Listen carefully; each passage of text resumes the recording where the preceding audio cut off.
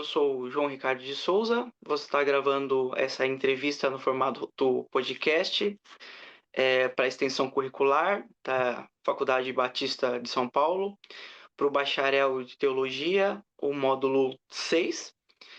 E aqui estou com o pastor Omar, onde vai se apresentar, falar as suas formações, as suas funções acadêmicas e também ministeriais.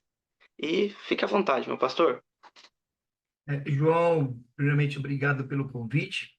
É um prazer poder partilhar e corroborar de alguma forma com o teu trabalho, com a sua pesquisa e com a disciplina. Eu, como já dito, chamo-me Omar João da Silva. Sou formado em gestão de recursos humanos, também bacharel em teologia pelo Seminário Teológico Batista Nacional Ernesto Nini, né, Batista Nacional Ernesto Nini, com convalidação na Universidade Metodista de São Paulo. Também sou mestre e doutor pela mesma Universidade Metodista em Ciências da Religião. Atualmente, estou no processo sou pós-doutorando pela PUC do Paraná.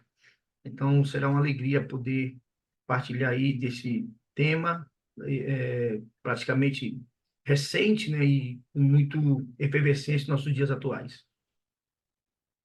Perfeito. Então, é, a primeira coisa que eu quero perguntar para o senhor, pastor, é o seguinte: é, como que é vista essa questão da pluralidade de raça na educação brasileira atual? Né? Nós sabemos que nós já tivemos épocas onde é, a questão racial era um problema para a educação, né? Onde não, em algum momento não pôde ter o direito à educação, né? Como atualmente para o senhor é visto essa pluralidade de raça? É, Só complementando também, eu sou pastor, exerço a função de pastor no Ministério, na Assembleia de Deus, Ministério de Belém, aqui em São Paulo, né? Então, sou um Perfeito. daqueles pastores que auxiliam na igreja, aqui no setor de Diadema, setor 28. Bem, quando a gente fala de pluralidade, a gente deve lembrar que isso não é algo, primeiro, não é algo atual simplesmente. Existe desde que mundo é mundo, existe de gente a gente. Me parece que na ênfase de dar oportunidade a quem já é de direito, porque a pluralidade não é uma exclusão de oportunidades, né? Deveria se pensar o seguinte, na diversidade, inclusive das diferenças. Agora, me parece que quando a gente enfatiza muito a diversidade pela diversidade a partir da diferença, nós temos um descolamento, né, um distanciamento do que na verdade nos aproxima. Porque se eu enfatizo a questão étnico-racial e não a questão humana, né, porque o étnico-racial é para uma distinção. E muito mais, por exemplo, talvez de localidade, de idioma, de linguagem, de cultura, mas não na sua essência de humana. E aí a gente pode trabalhar essa questão que tem ponto de prioridade no escopo micro, a partir de uma realidade, de uma sociedade específica, ou a gente pode pensar nisso de uma maneira macro, né, das sociedades e suas diversidades. Mas, quando eu falo de educação, portanto, eu penso, imagino, e possivelmente essa influência seja muito mais forte, possivelmente pelo meu lado cristão ou pela minha fé cristã, de que diversidade e pluralidade étnico-racial não deve ser um impedimento e nem deveria ser algo assim de dificuldade para a inclusão. E aí eu faço palavras, né? Eu cito aqui o Ian Comenius, que foi um pastor presbiteriano do século quinto ou sexto, me falha a memória, onde ele já dizia que a inclusão da educação para todos. Então, todo mundo tem um direito à educação, independentemente da sua cultura, independentemente da sua linguagem, do seu idioma e da sociedade em que vive. Perfeito. Pastor, como eu citei que houve um momento onde tinha essa dificuldade do acesso, tanto para os negros, para os pobres, para as mulheres, em algum momento já houve essa dificuldade. O senhor consegue perceber um desenvolvimento da educação étnico-racial é, em direção ao ideal de como realmente deveria ser? Hoje, quando o senhor olha para a educação brasileira, o senhor consegue dizer que está próximo, está alcançando o ideal? Ou ainda não? Falta um desenvolvimento no nosso país ainda? João, bem, quando a gente fala de educação, e como que eu posso falar disso sem entrar no campo, né, ou no meandro da política? É que a educação, ela é politizada, né? Então, o tema educação, como qualquer um outro tema, ele é um tema que serve de carro e discurso eleitoreiro. Então, a educação hoje, com todos os avanços que nós temos, se você dialogar com, vou falar por mim, tá? Ela piorou e um percentual que eu não tenho condições de falar quanto, mas pode ter certeza que mais de 100%. Né? Então, se você hoje tem uma inclusão, e você tem um combate, por exemplo, né, a questões dos bullying e a questão até da cor, você piorou muito a questão da educação em si. Então, você tem hoje a possibilidade de ter muita gente numa escola e, ao mesmo tempo, apenas pessoas que estão transitando pelo espaço diferente da sua casa, da sua convivência. Então, quando eu falo de educação, eu preciso saber o seguinte: primeiro, a qualidade dela. Eu costumo dizer que não é apenas dar o acesso. Você pode me garantir o acesso à sua casa. E você pode me limitar, inclusive, o acesso a algumas coisas de sua casa. Então, você pode, por exemplo, na sua biblioteca, me dar o acesso a conhecer a sua biblioteca. Mas você pode me limitar a não usar os livros dessa biblioteca ou não a acessar os livros. Então, perceba que eu tenho acesso ao ambiente, mas não tenho acesso a tudo que o ambiente pode me proporcionar. Então, é mais ou menos isso que nós temos no Brasil. Você tem um discurso, você tem uma verbalização que, inclusive, contempla quem ouve, mas aos olhos de quem vê, de quem transita, está muito longe de ser ideal.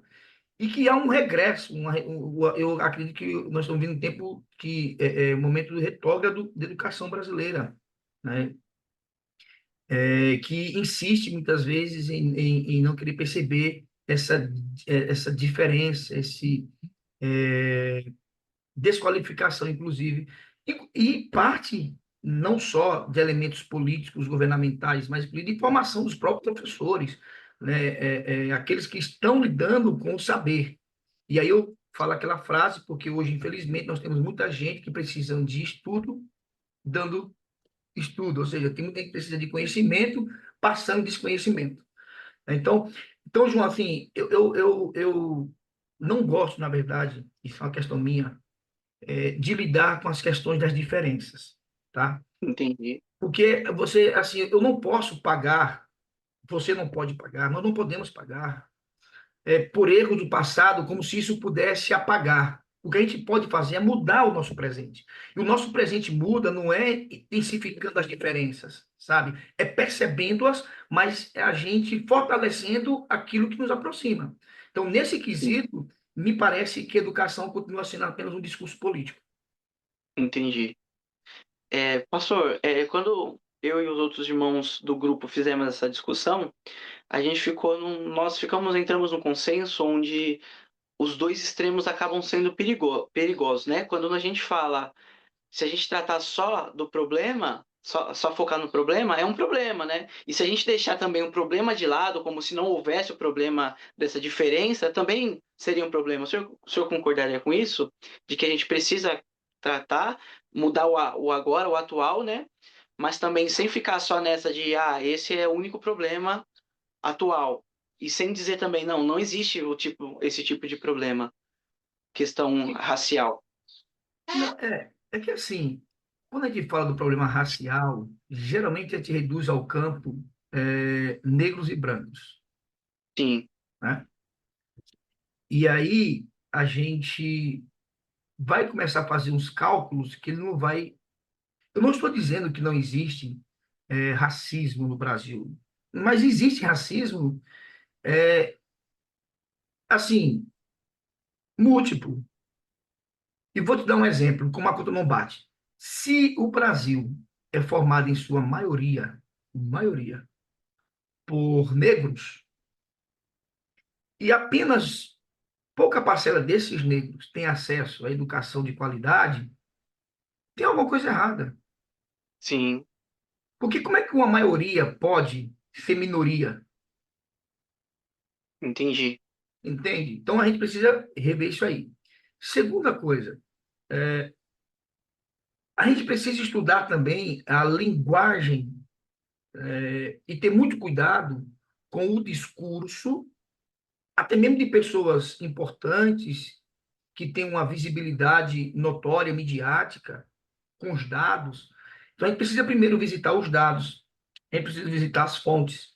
A gente precisa ver tudo isso aí, colocar dentro de de um espectro e ver se essa realidade que está falando realmente é existente. Ou se isso Uhum, também serve para discurso de empoderamento e de permanência no poder a quem interessa, não é? Porque hoje eu convivo em ambientes comunitários, né? E você percebe um descolamento do discurso, principalmente político, partidário, ideológico, da realidade, tá? entendi. Realidade. Então, eu sempre estou assim, o problema sempre precisa ser resolvido, mas ele precisa ser resolvido não gerando outros problemas que pioram a situação. E você só faz isso conhecendo a causa, a consequência melhor, e medindo as consequências, né? Então, João, de fato, eu não gosto muito dessa questão, como eu te falei, repito, de lidar a partir das divisões. Porque Entendi. quem fez isso já fez com a intenção de criar, vamos dizer, uma espécie de torcida. A gente vive nesse mundo hoje, no discurso étnico-racial, gênero, de torcida. A gente esquece muitas vezes a questão científica, a gente esquece muitas vezes do aparato acadêmico, uma série de coisas e fica torcendo, né? Fica no debate da torcida. Isso prejudica muito a discussão, dificulta muito a resolução das dificuldades existenciais. Eu não nego, tá? Eu não nego que haja, mas também não existe só racismo negro. Vou dar um, Entendi. vou dar um exemplo como que é o problema. E talvez a pessoa nem concorde comigo e está tudo bem. Existe o Dia da Consciência Negra. Primeiro, o que é Correto. consciência negra? Já começa por aí, né? Consciência negra. Como se a consciência do negro ela fosse diferente da consciência do branco. E aí Entendi. você já tem um feriado, alguma coisa que já é em si mesmo, já é um racismo, porque você tem um feriado para a consciência negra, deveria ter um feriado para a consciência branca. Mas se você cria um Sim. feriado para a consciência branca, por exemplo, você faz o quê? Os extremos de novo. Então, qual seria o ideal? O ideal, olha, consciência humana. Humana. Perfeito. Consciência humana. Aí você lida com as diferenças, né? Então, por exemplo, você pode agora criar, e aí é genética, né? Agora se percebeu que a cor da pele da humanidade é uma só. Sim. A tonificação dela é que são diferentes em razão dos espaços geográficos a que eles ocupam. Então, a cor da pele é uma. A pigmentação tem a ver muito mais com o ambiente em que ele vive, para O suportar, Brasil, inclusive. eu acho que o Brasil já reforça o que o senhor está falando, né? O lado do sul já é o clima que é, é de um jeito, a grande maioria a cor da pele de uma forma, já norte, nordeste, outro clima, né? O completamente oposto, a cor da pele já é mais escura, né? Quer ver uma coisa, João, a partir do termo étnico-racial? Você sabia que o Brasil é o único país no mundo que possui o sufixo eiro para designar a sua população? Não sabia. Quem nasce no Brasil é o quê? Brasileiro, Deveria ser brasiliano, brasiliense. entendi. Quem nasce nos Estados Unidos é o quê? Americano, Quem nasce no Chile, chileno, Cuba, cubano, na Inglaterra. inglês, Na África, africano, na Índia indiano, e no Brasil? brasileiro. Só que a palavra brasileiro, se for pegar na raiz da palavra, lá na antiguidade, é um termo pejorativo. É um termo pejorativo. Então, isto, percebe o que eu falo para você? Quando a gente estuda a história, né? E aí você vai entender as formações das palavras, das designações, aí você vai entender por que que brasileiro? Porque o Brasil era considerado o fim do mundo. Sim. No Brasil foi colocado todas as pessoas que era tipo assim, desprezada ou tido como objeto nas suas sociedades Uhum. europeias. Aí se colocou no Brasil, que é o fim do mundo, e aí o termo brasileiro, para dizer que aqui era um lugar que não prestava. Aí eu te Entendi. pergunto, aí o que a gente faz? Vamos mudar o nome para brasiliano, porque isso vai mudar. Não, vai mudar minha consciência, eu sei o que eu sou. Tudo bem? Entendi. Mestre, aí a próxima pergunta eu acho que o senhor já respondeu. Eu estou seguindo a linha de raciocínio aqui agora nessa pergunta de um livro chamado Educação das Relações Étnico-Raciais, né? E diz Uhum. assim, ó, mesmo com as mudanças significativas da possibilidade da educação gratuita a partir de 1824, ainda houve dificuldade de acesso aos negros, pobres e mulheres, né? A partir de 1824. O cenário educacional sofreu transformação com a abolição da escravatura em 1888 e a proclamação da República em 1889. A primeira, Mas né? ainda isso, mas ainda enfrentamos desafios para garantir a educação exclusivamente democrática.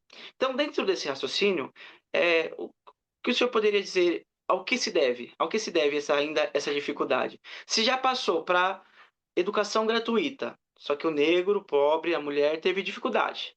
Aí depois teve uma o acesso permitido, né, a esses também, a todos, né? Hoje é dito que a educação ela é não só ela é possível, mas ela é de direito, né, de todos poderem é, ter acesso à educação. Ao que o senhor atribuiria, né, do ponto de vista do senhor, ao que o senhor atribuiria essa dificuldade, essa melhora da educação, o acesso completamente igualitário? Então, a gente precisa discutir o acesso. É como eu falei para você, melhorou em quê? Que acesso? E a qualidade, como que fica? Eu não Uhum, te falei. Então, assim, quando a gente fala negros, mulheres, pobres, nós também devemos colocar nessa conta que essa população pertencia a que espectro religioso que não era dominante na época, uhum, tá? E onde que isso acontecia, né? Onde isso acontecia. E aí, João, a gente tem um cálculo a fazer. Ó, o Brasil investe em educação fundamental mais do que a Inglaterra e mais do que os Estados Unidos. E é só puxar os dados aí que você vai ver que investe mais.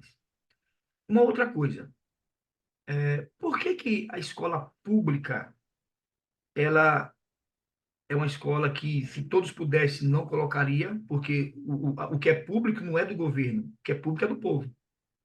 sim, E por que que as escolas públicas são tidas como as piores e as faculdades públicas são tidas como as melhores?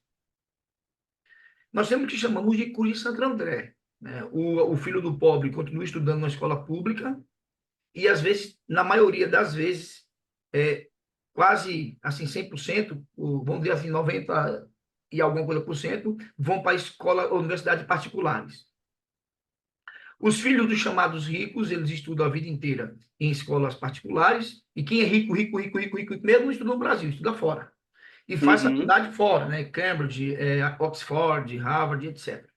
Mas vamos dizer, aqueles que são classe média alta no Brasil estudam a vida inteira em escola particular e quando vão para a universidade, vão para a universidade pública, federal, estadual, que são tidos como as melhores. Então, veja, é uma coisa que a gente precisa pensar. Por que que as universidades públicas são as melhores e as escolas públicas são as piores? Ah, falta investimento. Não, porque se na universidade pública estão lá os filhos do rico, o que falta, na verdade, é um combate sincero, é sair do discurso de que há igualdade, de que há igualdade, de que há acessibilidade, de que há um cuidado, porque não há um cuidado. Né? O que a Uhum, gente tem hoje já é inclusive uma discussão de aprendizado mesmo. A gente vê hoje uma ideia, né, de você romper com aquilo que dá conhecimento, para você introduzir pensamentos partidários, ideológicos diversos da sociedade, e aí são de pensamentos políticos, né, de esquerda, de direita, e isso não é educação. Tá? Da educação. Então, quem precisa discutir, na verdade, é o discurso da acessibilidade com a prática da acessibilidade. É o discurso da gratuidade com a qualidade da gratuidade. Não adianta eu colocar um aluno 24 horas dentro de uma escola se eu não tenho qualidade, se eu não tenho atrativo, se ele não aprende absolutamente nada. Só estou mudando o ambiente. Ele está saindo de casa para ficar em outro ambiente. Só isso. E mais nada. entendi. Até mesmo porque, mestre, é, hoje não é só o direito à educação. Hoje é obrigatório, né, inclusive. Não Sim. só, no caso, o negro, o pobre, o, o indígena, não só eles têm direito, como hoje é obrigatório, né? Precisam participar da escola, precisam estar lá. Mas aí tem esse problema que o senhor falou, é só uma mudança de ambiente, né? Ele sai de casa, vai para a escola, e da escola ele vai para casa, né? Então aí o Ó, problema não é... para você ter Pode... ideia, desculpa, pra você ter ideia, você pega os principais professores hoje dos programas de pós-graduação e de mestrado, doutorado, que levanta a bandeira lá, né? Ah, né, precisa fazer isso assim, é indígenas e tal. Aí você pergunta quantos alunos indígenas ele tem. O que falta, quantos alunos negros ele tem? Negras. Então, perceba que essa questão do discurso da inclusão, ele serve muito bem não à própria educação. Eu falei, hoje a educação brasileira está politizada. Ela é um discurso, mesmo porque quem o jovem, o cidadão, o ser humano educado, ele é um problema para os políticos. Não é interesse político, né? Não tem interesse político. Então, você precisa fazer esse discurso etnorracial toda hora, divisões de classe, né, para você ficar fortalecendo sempre um poder de quem acha que alguém está defendendo a sua causa. Sim. Você me entende? Então, por exemplo, se eu for num restaurante e alguém. Vou dar um exemplo aqui. Eu vou, aliás, vou na escola, o tema aqui é educação. Se eu for na universidade e eu descobrir que a minha vaga não foi cedida porque eu sou negro, eu vou na justiça e acabou. É um direito meu. E ganha causa geralmente, né, pastor? E Sempre que há alguma danos, coisa relacionada, ganha causa, né? justamente. Então você percebe, eu não preciso, né, de um discurso político para fazer valer o meu direito como cidadão. É meu direito. Foi adquirido. E, aliás, nem deveria se fazer uma lei para que negro tivesse direito, para que mulher tivesse direito, para que pobre tivesse direito. Lembra que eu falei? Diversidade não é qualificativo de diferenciação, acesso à educação. Não é para isso. Né? Pode ter uma outra coisa: cultura, linguagem, hábitos, costumes, crenças, e assim sucessivamente, mas não da estrutura humana. Né? Então, eu não sei se eu estou conseguindo te ajudar. Com certeza. Pastor, a última pergunta só para concluir esse assunto é agora pensando na igreja. O senhor acha que a igreja pode ou já é um diferencial nesse quesito na sociedade, principalmente no nosso país, pensando no Brasil? E se sim, de que forma? De que forma a igreja pode ou tem sido um diferencial nessa questão dessa educação, pensando no étnico-racial? Se ela pode, fazendo novamente, se a igreja pode ser um diferencial na sociedade ou se ela já é um diferencial na sociedade e de que forma?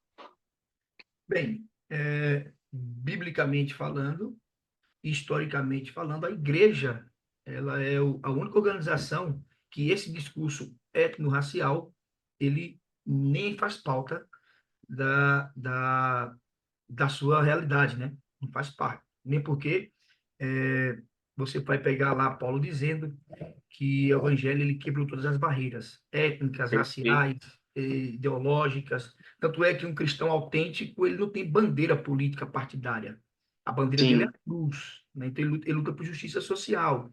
O cristão autêntico ele não precisa do Estado para fazer valer direito. Ele é o Estado no sentido de que ele faz aquilo que o Estado não faz. Então Jesus nunca disse, e aí eu vou para o Novo Testamento, Jesus nunca disse que os discípulos deveriam recorrer ao governo. Não.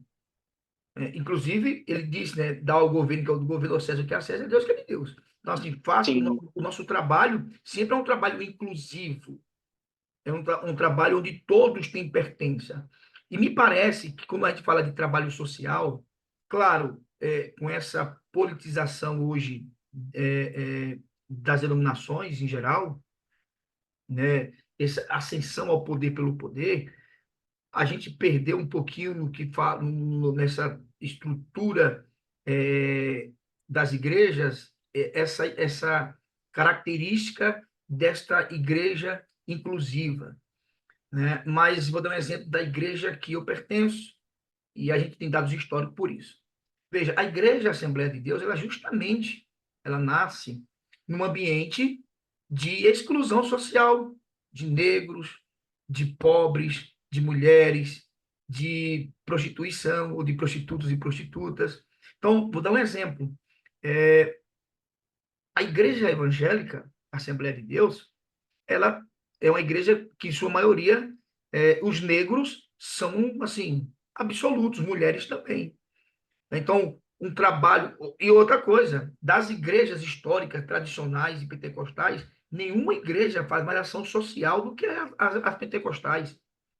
Olha só, uhum, as mulheres têm uma voz mínima, mas ainda é a que tem mais voz. As mulheres têm tipo de oração, elas pregam, elas cantam, elas visitam, né? E não precisa um curso acadêmico, não precisa um certificado científico para isso, né? A igreja batista, a igreja presbiteriana, nos seus primórdios, como hoje também é a igrejas que lidam com a educação, como a adventista, por exemplo, elas pensam holisticamente. Elas sempre pensaram em colocar uma escola de um lado, a igreja de um lado e a escola de outro no hospital. Ele cuida do corpo e cuida da alma. Na igreja você cuida do sim, espiritual, né? Na escola e no hospital você cura do corpo. Então, a igreja já faz isso muito bem. E quando eu estou dizendo isso, é, eu ainda acredito que a grande maioria esmagadora da igreja faz isso. Porque eu não posso reduzir o papel da igreja à liderança, simplesmente. sim, Então, esse discurso, essa expressão, o João, etno-racial para a igreja cristã, não faz parte do vocabulário, porque ela enxerga todo mundo como igual, está todo mundo no barco, sim, né? Imagina, ó, todos pecaram, destituídos estão da glória de Deus. Ele vê que todo mundo, uns mais de forma mais lenta, outros de forma mais rápida, todo mundo está num processo de aperfeiçoamento e todo mundo tem voz, todo mundo tem direito perfeito, e acesso, né? Ou seja, você não precisa ir para acessar Deus, você não precisa de um mediador que não seja Cristo. Então todo mundo tem acesso individual a Cristo. Por isso que o termo comunidade cristã, comum a todos, é de todo mundo, né? E quando nós pensamos em igreja, né, pastor? Nós pensamos no cristianismo, o senhor falou, essa divisão étnico-racial, ela não é e ela não pode ser, né? Porque a inclusão, a igualdade, o amor, não, a Bíblia não só estabelece princípios, mas é imperativo, né? É imperativo ao cristianismo. Então não pode ser. E pensando no geral, né, pastor? O senhor vai saber de informações melhor, mas as maiores e as primeiras universidades que houveram no mundo são confessionais cristãs também, né? Então tem uma grande influência. Não é o princípio da educação cristã não é esse, né? Focar em determinadas culturas, raças, não é, mas ela teve grande influência na educação como um todo, né? O cristianismo sempre teve uma grande influência. E é só isso, pastor. Só A essas gente, bom, perguntas. desculpa, para complementar o que você Sim, falou aí agora, é que às vezes no afã do ódio alimentado nos dias atuais contra cristãos evangélicos, a gente esquece que as bases educacionais do mundo, não estou falando do Brasil, do mundo, foram estabelecidas por cristãos. Por cristãos. Os maiores cientistas do mundo, tinham viés cristão. Não Sim, fosse talvez praticantes, mas o que era via de regra para todos eles? A crença na existência de um Deus universal, de um Deus maior. Né? Então, eu acabei de falar para você do Comênios, que depois agora, recentemente, mas recentemente não, né? Nos anos próximos de nós, o Paulo Freire usou essa expressão educação para todos, mas quem já falou isso lá séculos atrás foi o Ian Comênios. Por que que ele não ganhou autoridade? Simplesmente porque ele era um cristão. sim, Então, assim, o mundo, queira ou não queira, aceite ou não aceite, as bases da educação do mundo foram sedimentadas ou foram postas por cristãos. E essa é uma verdade. A partir, por exemplo, da escola dominical na Inglaterra, que não era escola dominical como a gente acha que era estudo bíblico, mas era através da Bíblia, você educava, ensinava essas crianças, não era ser religiosas, era educação integral, né? Aqui perfeito. na Baixada Fluminense, com a família, com a Sarah Calley, né? E o esposo, Robert Calley, pela memória, salvo engano. Começaram também a educar crianças. E era com a Bíblia, mas não era para catequizar as crianças simplesmente. Era educação integral, entende? Então, assim, o Brasil é uma prova disso. Agora, depois você vai fazer os aperfeiçoamentos, obviamente, né? Então, o mundo teve a educação, os pilares da educação, a base, foram fomentados por cristãos. Então, eu acho que se nós pensarmos em uma solução que a igreja, o cristianismo pode propor, é continuar vivendo um cristianismo verdadeiro, né? Continuar vivendo a palavra de Deus.